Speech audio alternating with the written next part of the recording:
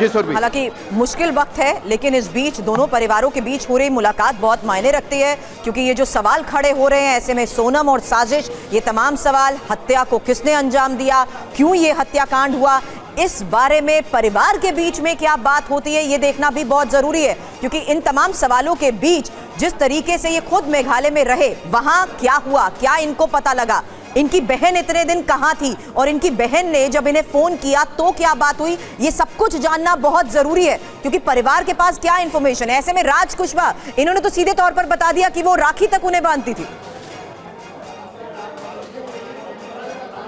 बिल्कुल ठीक कहा आपने, और ये बात निकल कर आई थी कि राज जो है वो सोनम रघुवंशी को दीदी कहता था, उन्हीं क्या काम करता था, और अफेयर की बात का तो पूरी तरह से खारिज कर दिया गोविंद रघुवंशी है वो खंडन करते हुए दिखाई दे रहे हैं। हाँ। और खारिज कर दिया है, और ये भी कह रहे हैं सुरभि कि वो कई दिनों से, तकरीबन 15-20 दिनों से लगातार अपनी बहन को ढूंढ रहे थे, पागलों की तरह भटक रहे थे, पुलिस के पास जा रहे थे। कई ऑडियोज भी आए जिसमें वो पुलिस से रिक्वेस्ट कर रहे हैं कि उसकी बहन के बारे में कुछ पता चला या नहीं पता चला, क्योंकि इस भाई को भी काफ़ी चिंता सता रही थी कि उसकी बहन के साथ क्या हो रहा होगा।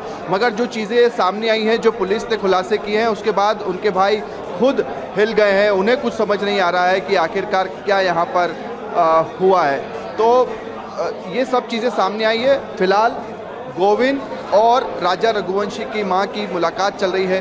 गोविंद सारी चीज़ें राजा रघुवंशी की मां को बता रहे हैं कि किस तरह से उन्होंने भी जांच पड़ताल की, वो शिलांग गए। तो तमाम चीज़ें अब सामने आ चुकी है।